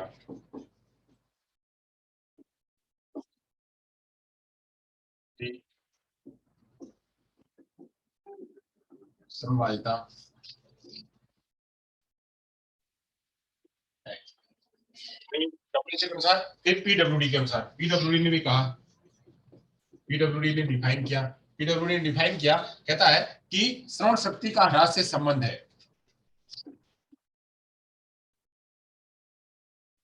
श्रवण शक्ति के ह्रास से संबंध है कि, से संबंध है कि 60 डेसिबल, कान में जो अंतर है, कान में 50 डेसिबल या उससे अधिक, उससे अधिक की 60 डेसिबल या उससे अधिक, 60 डेसिबल या उससे अधिक की हानि। यहाँ पे 60 डेसिबल, 60 डेसिबल या उससे अधिक, यानी यहाँ आप लोग जानते हैं mild, moderate, moderately severe, severe, profound, ये आप लोग जानते ही है,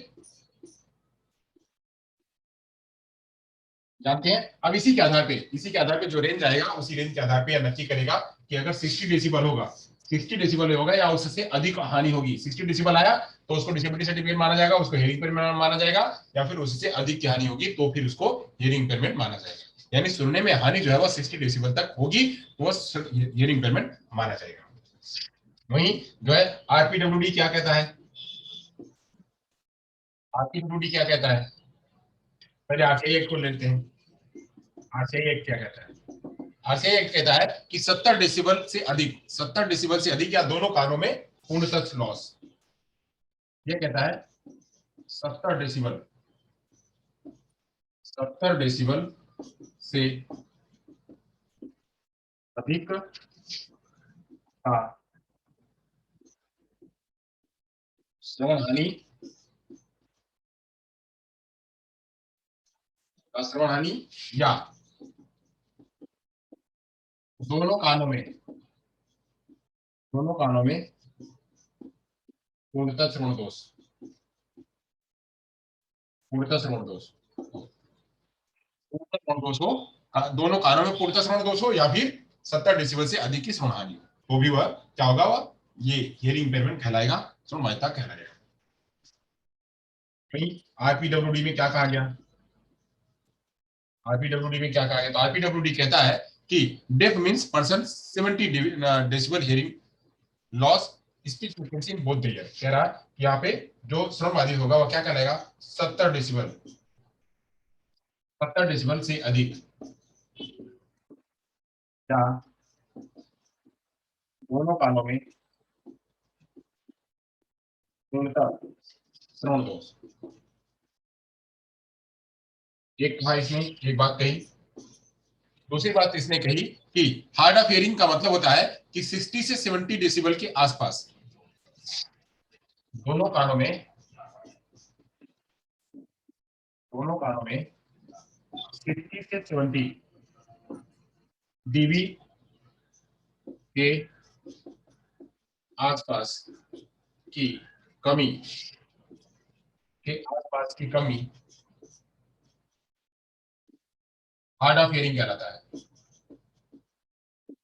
हार्ड ऑफ हियरिंग यानी हिंदी में, सुनने में उसका मुश्किल है तो उसको हार्ड ऑफ हियरिंग कहा जाएगा, हार्ड ऑफ हियरिंग कहा गया। अब इसने जो हियरिंग इम्पेयरमेंट की परिभाषा उसने इस तरह से दी कि 70 डेसिबल, 70 डेसिबल या उससे अधिक दोनों कानों में पूर्णतः हानि या दोनों कानों में 70 से 60 से 70 के आसपास जो है वह उसका नुकसान हो।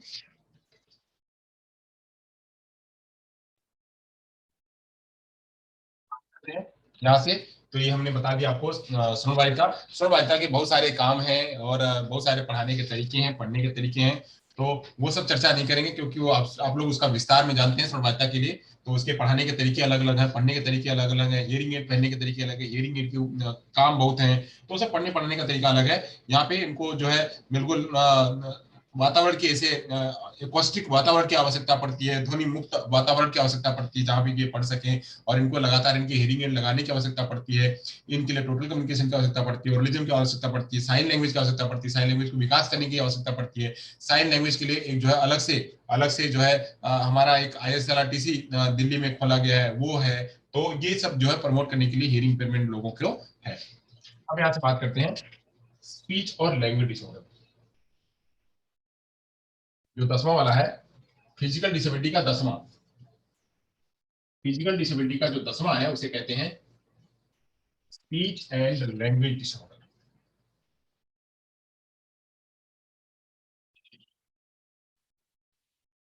एक चीज इसमें भी रख दिया गया है डिसेबिलिटी के रूप में, स्पीच एंड लैंग्वेज डिसऑर्डर, वाणी एवं श्रवण क्षमता या श्रवण दोष, वाणी एवं श्रवण दोष,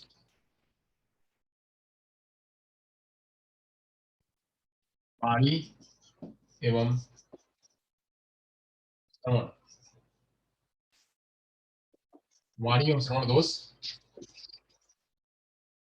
speech and language disorder. Language disorder के ऊपर बहुत ज्यादा जो है लेक्चर हो चुका है हमारा, तो इस पे हम बहुत ज्यादा चर्चा नहीं करेंगे, इसमें बता चुके हैं आपको। तो इसमें मैंने आपको अलग अलग ऐसे कारक बताए हुए हैं कि यहाँ पे व्यक्ति जो है वो उसको बोलने में और उसको जो है भाषा में समस्या होती है, तो बोलने और भाषा में समस्या होती है। तो यहाँ पे मैंने आपको अफेजिया के बारे में और डिस्फेजिया के बारे में, यहाँ पे मैंने आपको अफेजिया के बारे में और डिस्फेजिया के बारे में मैंने आपको बताया हुआ है।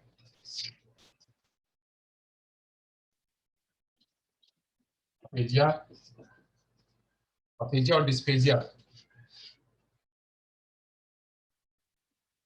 अफेजिया और डिस्फेजिया के बारे में बताया हुआ। एक जिसमें रिसेप्टिव एक्सप्रेसिव की समस्या होती है, दूसरा मैंने आपको आर्टिकुलेशन डिसऑर्डर बताया हुआ है।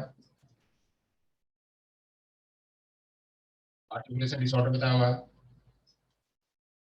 वॉइस डिसऑर्डर बताया हुआ है, ये सब समझाया हुआ है। इसका वीडियो भी है, आप वहां से देख सकते हैं। जो लोग नए हैं वो वीडियो देख सकते हैं, वीडियो देख करके पता कर लेंगे। एलेक्सिया की चर्चा करी हुई है, एलेक्सिया की चर्चा करी हुई है, जो अर्जित विकार होता है, अर्जित पठन विकार होता है। वहीं डिसार्थ्रिया की बात करी गई है, डिसार्थ्रिया की बात करी हुई है, डिसार्थ्रिया भी इसी में आता है, और अप्रेक्सिया इसी में आता है, अप्रेक्सिया इसी में आता है। ये सब जो है ये किसके हैं, ये कारण है वाणी एवं श्रवण दोष के कारण है। तो ये इसके बारे में चर्चा हो चुकी है, इसलिए हम इसको स्किप करते हैं, ज्यादा नहीं लेंगे। अब आगे चलेंगे, आगे बात करेंगे हम जो है बौद्धिक अक्षमता, इंटेलेक्चुअल डिसेबिलिटी की बात करेंगे। ये मैं इसलिए नहीं कर रहा हूँ कि इस पे कम से कम 5 दिन, पूरे वीक इस पे लेक्चर चला हुआ है, पूरे वीक लेक्चर चला हुआ है, तो इस पे ज्यादा फोकस करने की आवश्यकता नहीं, रिपीट करने की आवश्यकता नहीं है।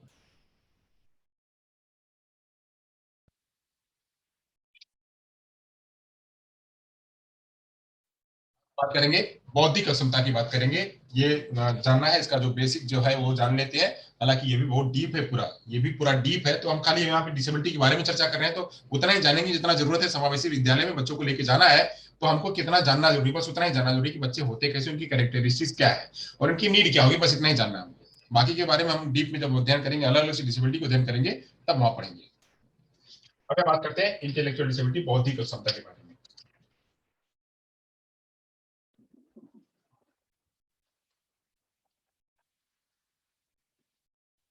इंटेलेक्चुअल डिसेबिलिटी,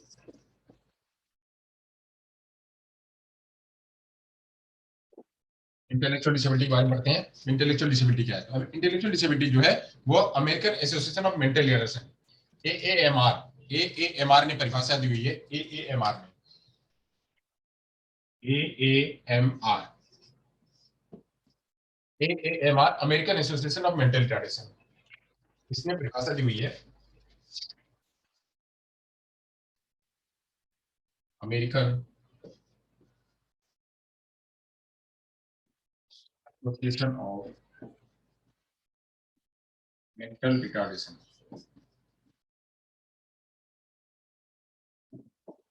ने इसकी परिभाषा दी हुई है। कहते हैं कि मानसिक मंदता का तात्पर्य सामान्य बौद्धिक क्रियाशीलता के औसत स्तर के अर्थपूर्ण में कमी है।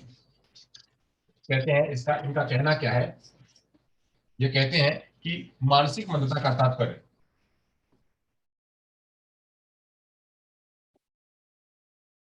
मानसिक मंदता का, अब मानसिक मंदता को हमें बौद्धिक अक्षमता कहना है, हमको मानसिक मंदता को क्या कहना है, तो बौद्धिक अक्षमता कहना है। क्योंकि मानसिक मंदता अब अच्छा शब्द नहीं है, उसको अपनी डिक्शनरी से लगभग हटाया जा रहा है। तो बौद्धिक अक्षमता का तात्पर्य क्या है, तो है कि सामान्य बौद्धिक क्रियाशीलता का तात्पर्य, सामान्य बौद्धिक क्रियाशीलता, सामान्य बौद्धिक क्रियाशीलता से के औसत स्तर से, के औसत स्तर से, के औसत स्तर से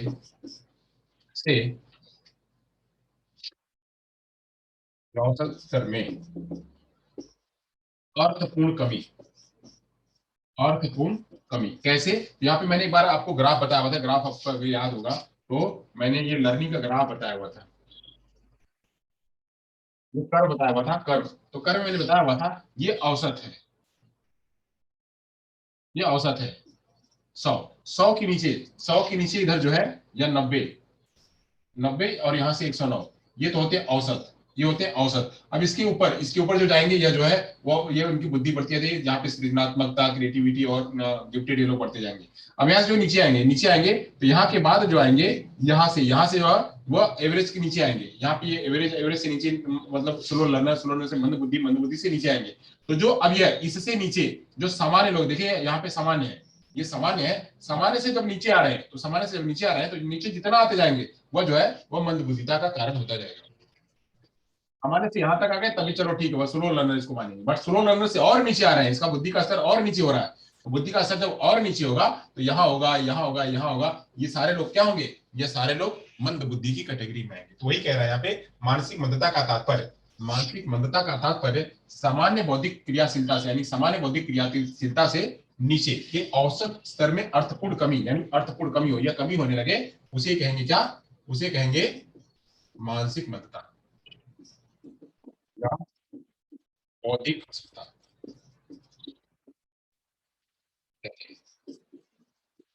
उसे बौद्धिक क्षमता कहेंगे। अब यहाँ पे जो है पीडब्ल्यूडी एक्ट 1995 क्या कहता है? पीडब्ल्यूडी एक्ट 1995 क्या कहता है? इससे समझ लेते हैं ये क्या कहता है। कहता है कि मानसिक मंदता का अर्थ किसी व्यक्ति के मस्तिष्क का अधूरा या अवरुद्ध विकास होना। इसका तात्पर्य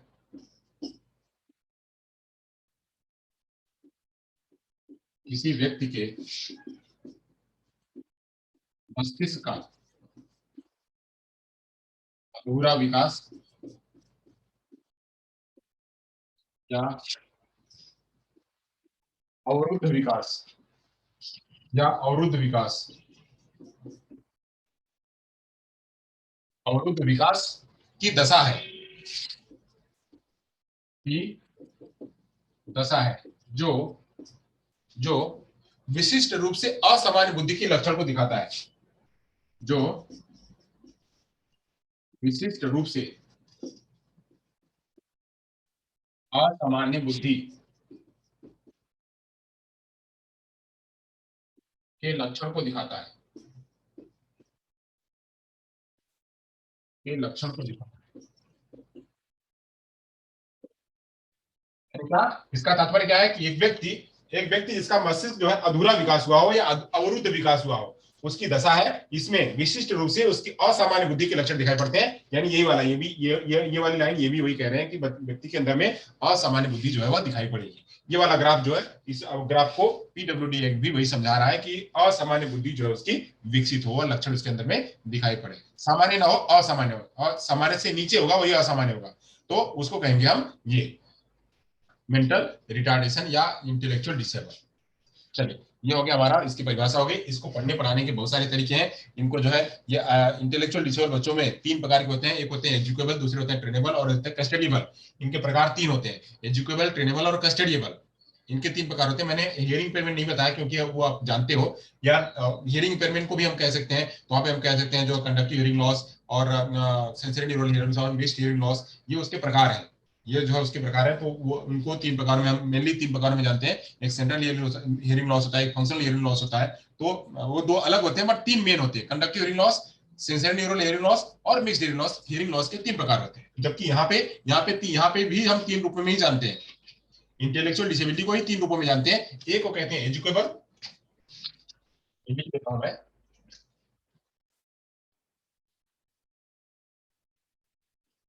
एजुकेबल, ट्रेनेबल और कस्टडिएबल।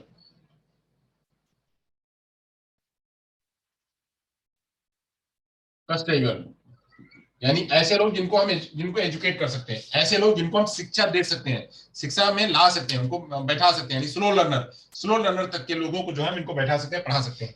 वही जो है ट्रेनेबल, जिनको उनको ट्रेनिंग देनी पड़ती है, वोकेशनल ट्रेनिंग की जरूरत पड़ती है, वो उनको ट्रेनिंग देंगे तो वो थोड़ा काम करने, जैसे बटन बंद करना या फिर चलना फिरना, इनको हम जो है ट्रेनिंग देकर के उनको कुछ करा सकते हैं। पढ़ तो नहीं सकते, ट्रेनिंग से अपना काम कर सकते हैं।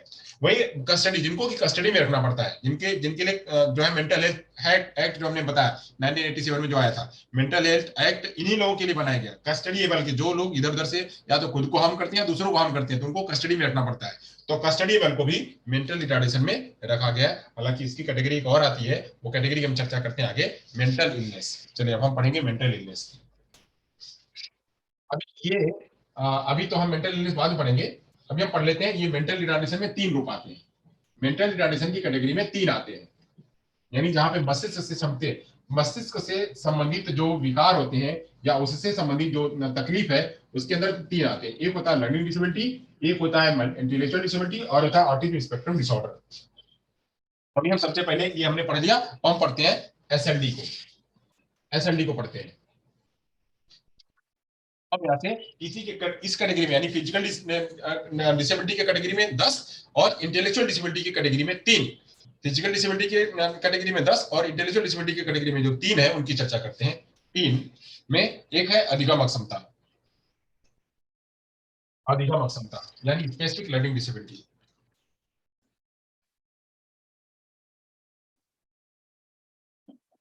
स्पेसिफिक लर्निंग डिसेबिलिटी एचएलडी या अधिगम अक्षमता, विशिष्ट अधिगम अक्षमता, अधिगम अक्षमता, विशिष्ट अधिगम अक्षमता या अधिगम अक्षमता कह सकते हैं। अब अधिगम अक्षमता क्या होती है? अधिगम अक्षमता जो है वह सीखने की क्षमता को प्रभावित करती है, सीखने की क्षमता को प्रभावित करती है। इनका आईक्यू जो है औसत से कम नहीं होता, आईक्यू इनका कम नहीं होता है, इनका आईक्यू कम नहीं होता है, परंतु किसी विशिष्ट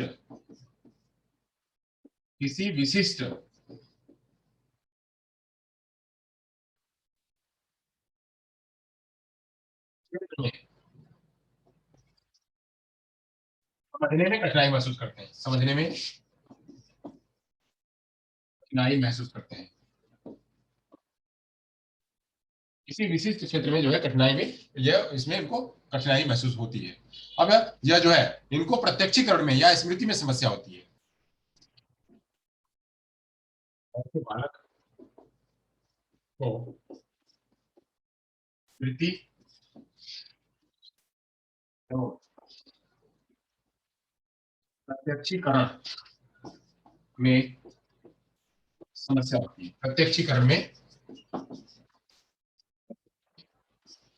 प्रत्यक्षीकरण में समस्या होती है। जैसे जैसे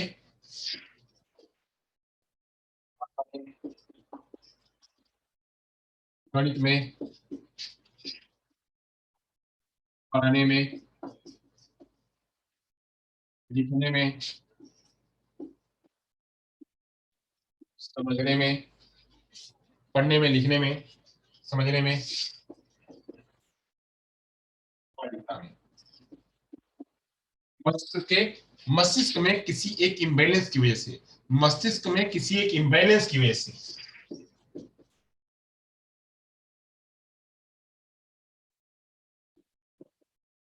मस्तिष्क में किसी इम्बैलेंस की वजह से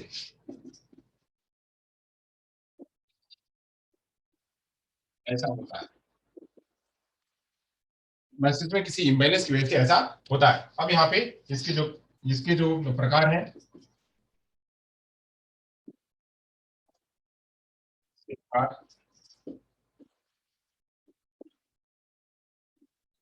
डिस्लेक्सिया,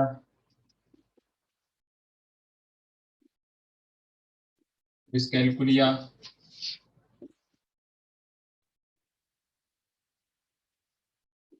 डिस्प्रेक्सिया,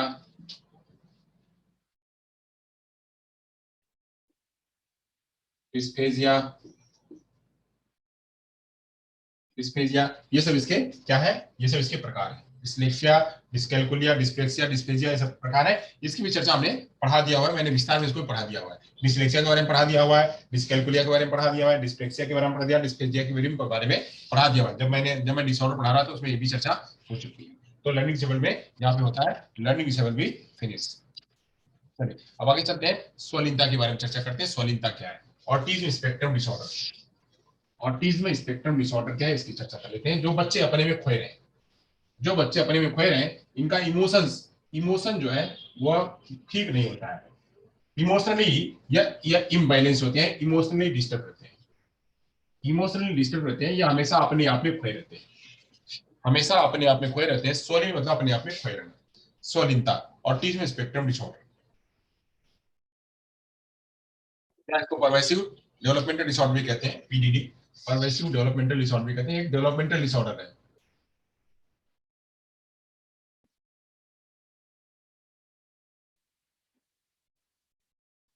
स्वलीनता,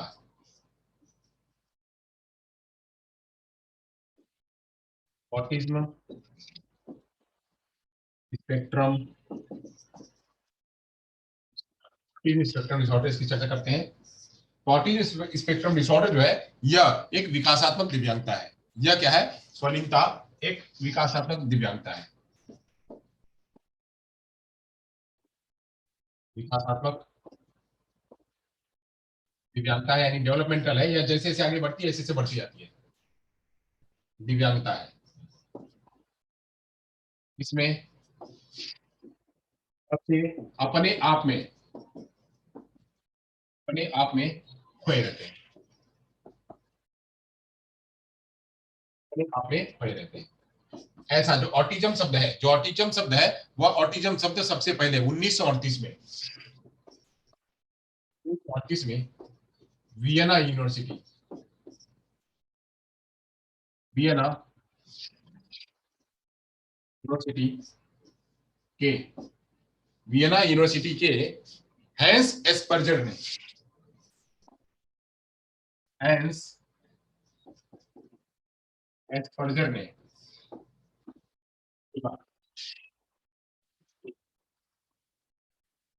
स्वलिनता को ऑटिज्म को 1938 में वियना यूनिवर्सिटी के हैंस एस्पर्जर ने खोजा, पहली बार खोजा, और वहीं से इन्होंने इस पर काम करना शुरू किया।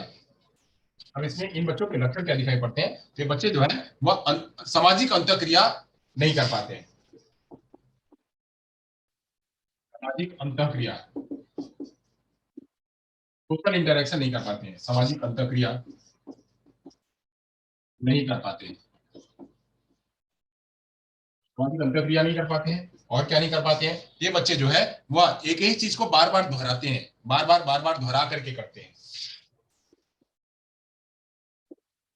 एक क्रिया को बार बार दोहराते हैं। और क्या लक्षण के अंदर दिखाई पड़ता है? यह स्टीरियोटाइप गलती करते हैं, यानी एक बार गलती करी, वही दूसरी बार गलती करेंगे, वही तीसरी बार गलती करेंगे, चौथी बार करेंगे, यानी रूढ़ी बार, वो हमेशा वही गलती करेंगे, उसको कहते हैं स्टीरियोटाइप गलती या गलतियां।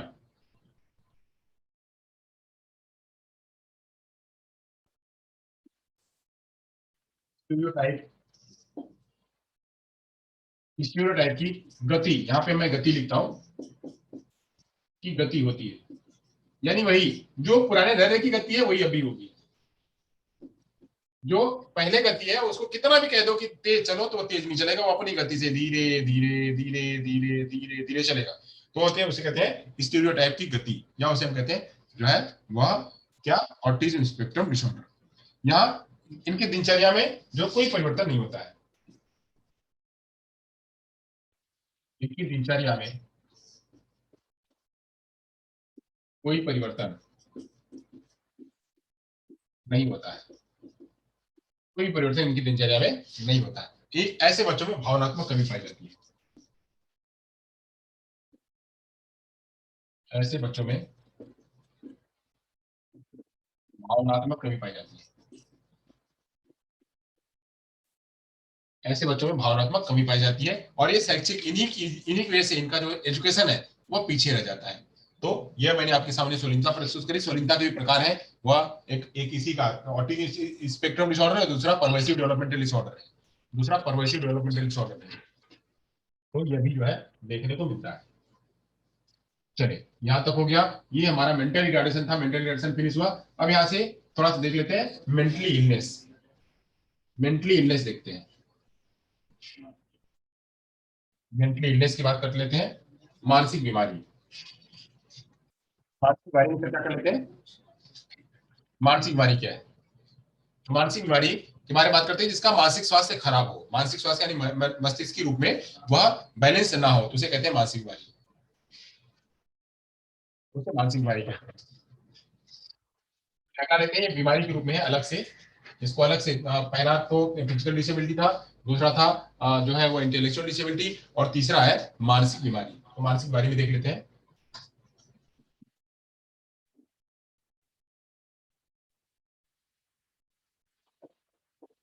मानसिक बीमारी या मेंटली इलनेस, तो व्यक्ति मानसिक रूप से बीमार होता है, मानसिक रूप से बीमार होता है, मानसिक रूप से अस्वस्थ होता है, उसका स्वास्थ्य बराबर नहीं होता है, तो वह जो है वह मानसिक बीमार होता है। इस प्रकार के व्यक्ति का मानसिक स्वास्थ्य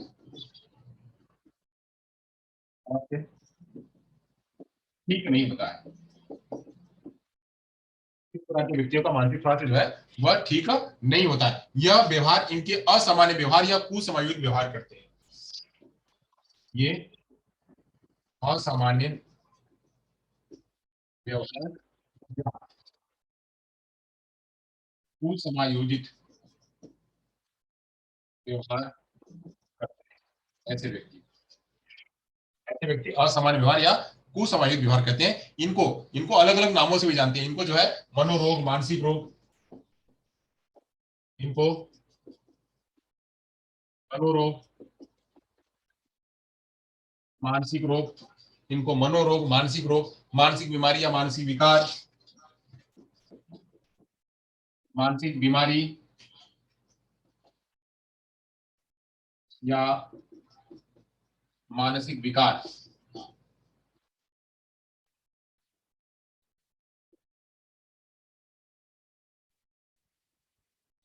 विकार के नाम से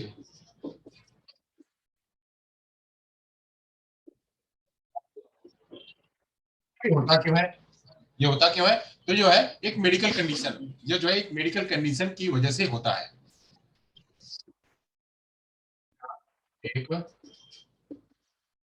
मेडिकल कंडीशन की वजह से होता है। मेडिकल कंडीशन की वजह से होता है। यहाँ पे उनका जो है सोच, भावना, मूड वह एक जैसा नहीं होता, वह बाधित होता है।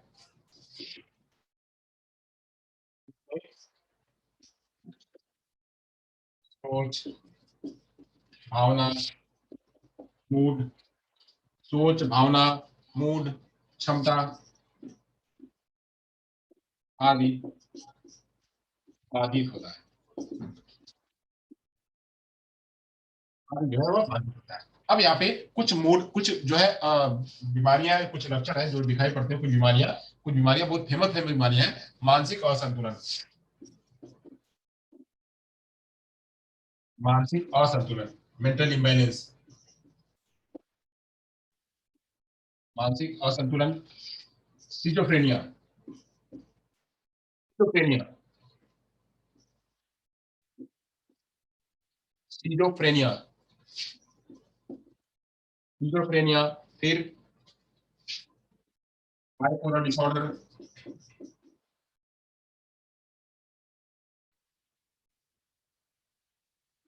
Bipolar disorder, mania, mania, obsessive compulsive disorder, obsessive compulsive disorder, obsessive compulsive disorder जिसको ओसीडी भी कहते हैं। OCD, obsessive compulsive disorder, panic disorder, panic disorder, metric, post traumatic, post traumatic stress disorder, ये एक दिन प्रश्न आया हुआ था। पोस्ट ट्रॉमेटिक स्ट्रेस डिसऑर्डर एक दिन आया हुआ था, जिसको पीटीएसडी कहते हैं। पीटीएसडी एक दिन प्रश्न आया हुआ था कि यह कब होगा? घटना के बाद डरा हुआ, किसी घटना के बाद डरा डरा फील करना। जैसे मान लो कि ये लक्षण किसका होगा? पोस्ट ट्रॉमेटिक डिसऑर्डर का। तो मान लो कि हमने कहा कि एसिड अटैक का कोई विक्टिम है, एसिड अटैक का कोई विक्टिम है, और उसको बार बार वो सपना आ रहा है कि हमको जो है किसी ने आकर के हमको तेजाब फेंक दिया, और सोए में भी डर जा रहा है। कोई व्यक्ति सोए में भी डर जा रही है, वो तो डर जा रही है, तो उसको जो डर है, वो बार बार जो डर सता रहा है, वही डर क्या होता है? वो पोस्ट ट्रॉमेटिक डिसऑर्डर होता है। उसकी वजह से वो उस इस कंडीशन में पहुंच गई है। ये कहानी होती है पोस्ट ट्रॉमेटिक डिसऑर्डर की। घटना के बाद भी वो चीज छोड़ती नहीं है, वो पकड़ के रखती है, तो इसे कहते हैं पोस्ट ट्रॉमेटिक डिसऑर्डर। ये सब चीजें इसमें शामिल करी जाती हैं। यहाँ पे मानसिक बीमार से ग्रसित लोगों को ठीक किया जाता है। यह जो है एक प्लस पॉइंट है। मानसिक बीमार लोगों को ठीक किया जा, जो आनुवंशिक बीमारियां हैं उन्हें ठीक नहीं किया ऐसा है, बट जो जो है पर्यावरण के बाद जो आती हैं, जो लक्षण होते हैं उन्हें ठीक कर सकते हैं। मानसिक बीमार लोगों को ठीक किया जा सकता है। जो मैकेनिज्म में ही है, मैकेनिज्म में ही वह खामी है, मैकेनिज्म में खामी, उस मैकेनिज्म की खामी को दूर नहीं कर सकते हैं, मैकेनिज्म की खामी को दूर नहीं कर सकते हैं। वैसे ही जो है, क्यों, क्योंकि वो आनुवंशिक है, वह उसके जीन से आया हुआ, तो उसमें हम कोई बदल नहीं सकते हैं, बट जो वातावरण के जरिए हुआ उसमें हम बदलाव कर सकते हैं। तो ये थे क्या मानसिक बीमारी के कुछ लक्षण। चलिए अब यहाँ से थोड़ा सा एक और ले लेते हैं, बीच का जो भाग है, जो ब्लड डिसऑर्डर है, ब्लड डिसऑर्डर की चर्चा मैं नहीं कर रहा हूँ, हीमोफीलिया है और बाकी के हैं, ये मैं उसकी चर्चा मैं नहीं कर रहा हूँ। क्यों? क्योंकि वो समय भी नहीं है, और उतना मतलब यहाँ पे भी हमें हमारे एजुकेशन में उसकी नीड उतनी नहीं है। सिकल सेल डिसीज है, थैलेसीमिया, हेमोफीलिया, पार्किंसन डिसीज है, मल्टीपल सेरोसिस है, क्रोनिक न्यूरोलॉजिकल कंडीशन है। तो ये इसकी चर्चा मैं अभी नहीं कर रहा हूँ, जब समय मिलेगा कभी तो कर दूंगा। एक और है, उसकी मैं चर्चा थोड़ी सी कर देता हूँ, मल्टीपल डिसेबिलिटी। मल्टीपल डिसेबिलिटी की चर्चा मैं कर देता हूँ।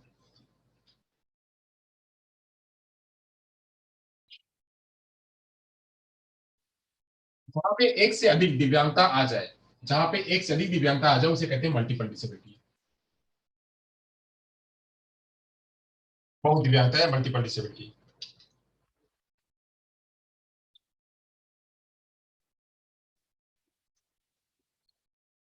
बहुत दिव्यांगता या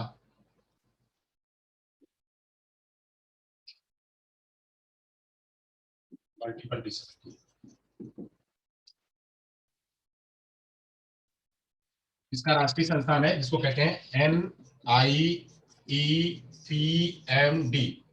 NIEPMD, जो चेन्नई में है,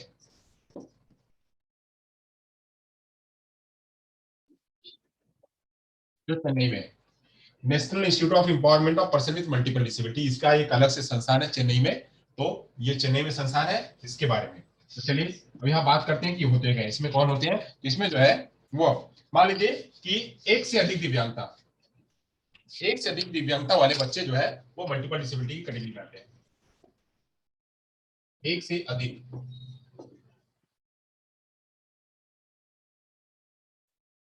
दिव्यांगता रखने वाले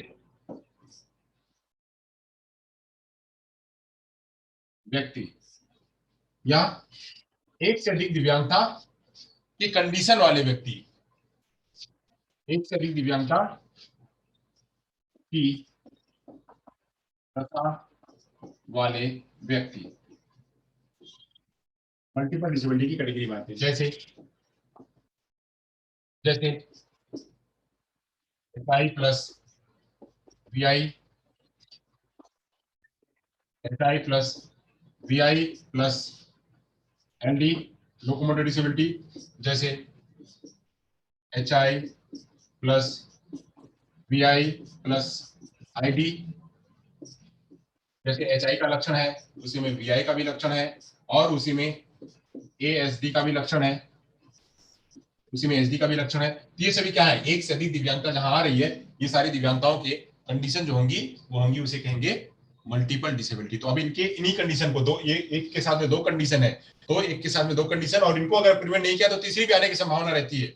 यहाँ पे अगर हमने HI को VI को कंट्रोल नहीं किया, इसको हमने देख रेख नहीं किया, तो तीसरी भी आ सकती है, यहाँ पे ID भी आ सकता है, यहाँ पे लर्निंग डिसेबिलिटी या लोकोमोटर डिसेबिलिटी भी आ सकती है। तो एक यहाँ पे संभावना बढ़ने के चांसेस रहते हैं, तो रहते हैं, तो इसलिए उनको कंट्रोल करने की आवश्यकता है, उनको प्रिवेंट करने की आवश्यकता है, उनको ज्यादा ज्यादा केयर करने की आवश्यकता है। मल्टीपल डिसेबल लोगों को केयर करने की आवश्यकता ज्यादा होती है। यहीं पे एक जो है इसी में शामिल कर दिया गया, जो अक्सर नाम होता है, हेलन केलर के नाम से फेमस है, वह DB, DB, deaf blindness, deaf blindness, जिसको जो है इसी में शामिल कर दिया गया है, वो विकलांगता में शामिल कर दिया डेफ ब्लाइंडनेस को। तो डेफ ब्लाइंडनेस भी आता है, जो व्यक्ति डेफ है और ब्लाइंड है दोनों, यानी HI और VI दोनों है, HI मतलब डेफ और ब्लाइंड मतलब यहाँ पे ब्लाइंड। तो यहाँ पे इसकी अलग अलग कैटेगरी, इसकी चार कैटेगरी बताई गई है, इसकी चार कैटेगरी बताई गई है डेफ ब्लाइंडनेस की। चार कैटेगरी बताई है, या तो कंप्लीट डेफ, कंप्लीट डेफ और complete blind, complete deaf complete blind, यहाँ पे पार्शियली डेफ और fully blind, partially deaf fully blind, यहाँ पे पार्शियली पार्शियली डेफ और पार्शियली ब्लाइंड, पार्शियली ब्लाइंड। क्या यहाँ पे डेफ डेफ हो गया, पार्शियली यहाँ पे डेफ डेफ और पार्शियली ब्लाइंड।